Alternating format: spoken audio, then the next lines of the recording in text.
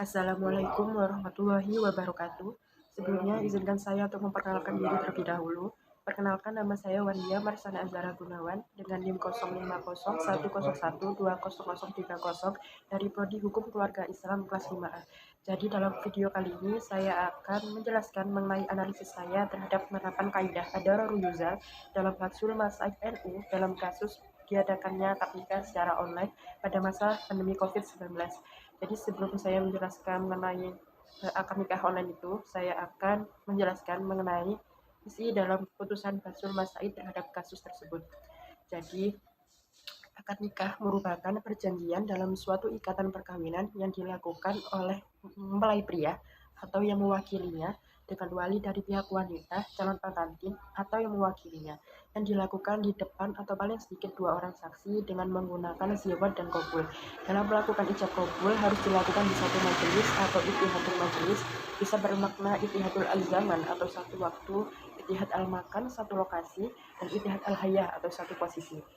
Merujuk keputusan Basul Masail NU, PWNU Jawa Timur di kantor Diklat Departemen Agama Surabaya pada 9/01 Jumadasani 1430 Hijriah atau tanggal 2 sampai 3 Juni yang merumuskan bahwa akad nikah secara online adalah tidak sah. Ketidakabsahan akad nikah secara online ini karena 2 faktor, yaitu yang faktor pertama adalah rukun sigot ijab qabul. Pernikahan yang dilakukan secara online tergolong sigot kinayah atau tidak jelas, padahal akad nikah disyaratkan menggunakan sigot yang sahih atau jelas. Faktor kedua, tidak adanya kesatuan majelis secara offline yang memungkinkan kedua orang saksi melihat pelaku akad, yaitu suami dan wali calon istri yang menikahkannya, serta mendengar sigat ijab qabul secara langsung.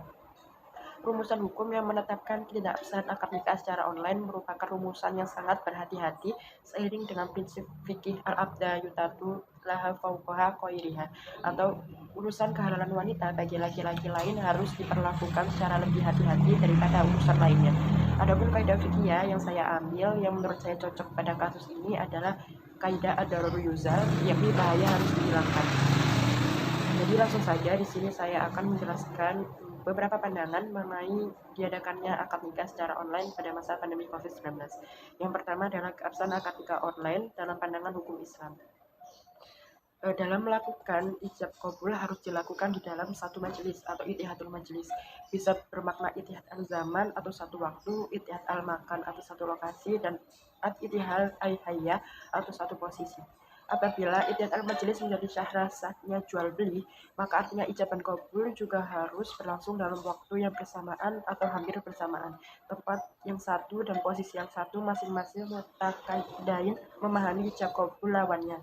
Ittihad al-majelis di sini bersifat wajib karena tidak dilakukan dalam 2 jarak waktu secara terpisah. Artinya dalam arti bahwa ijab diucapkan dalam satu upacara, kemudian setelah upacara ijab bubar, kabul diucapkan pula pada acara berikutnya. Dalam hal yang disebutkan terakhir ini, meskipun 2 acara berturut-turut secara terpisah bisa jadi dilakukan dalam satu tempat yang sama, namun karena kesinambungan antara ijab dan kabul itu terputus, maka akad nikah tersebut tidak sah.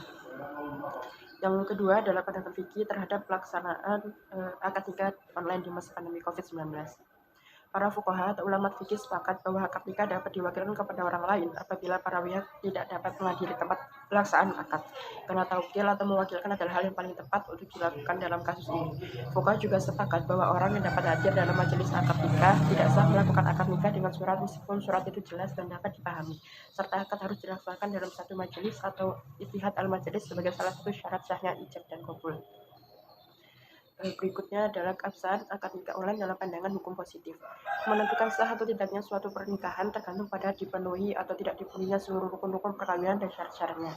Secara formal, pernikahan online atau melalui seluler telepon dapat memenuhi rukun-rukunnya seperti ada dalam pada pasal 14 Kombinasi Islam, yakni untuk melaksanakan perkawinan harus ada calon suami, calon istri, wali nikah, 2 orang saksi, dan ijab kabul.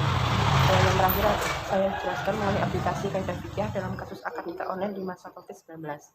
Seiring dengan prinsip fikih al-abda yutatu laha fawqa ghairiha atau urusan kehalalan wanita bagi laki-laki lain harus diperlakukan secara lebih hati-hati daripada urusan lainnya. Di sini dapat saya simpulkan, jika tetap diadakannya akad nikah secara online tersebut akan dapat mendatangkan kemudaratan lain, yang salah satunya ialah menjadi tidak perkawinannya karena tidak berada di satu tempat atau majelis. Karena salah satu faktor tidak sahnya sebuah akad nikah itu karena alasan tidak adanya kesatuan majelis secara online yang memungkinkan kedua orang saksi melihat dua pelaku akad, yaitu suami dan wali calon istri yang menikahkannya, serta mendengar sifat ijab kabul secara langsung. Dan pada kasus ini, kaidah yang cocok adalah ad-dararul yuzal atau bahaya itu harus dihilangkan. Sekian presentasi dari penjelasan saya mengenai analisis terhadap kaidah fikih ad-dararul yuzal pada kasus masail NU dalam kasus diadakannya akad nikah online secara online pada masa pandemi COVID-19. Mohon maaf jika ada kesalahan kata atau pengucapan yang saya ucapkan pada video ini. Sekian, wassalamualaikum warahmatullahi wabarakatuh.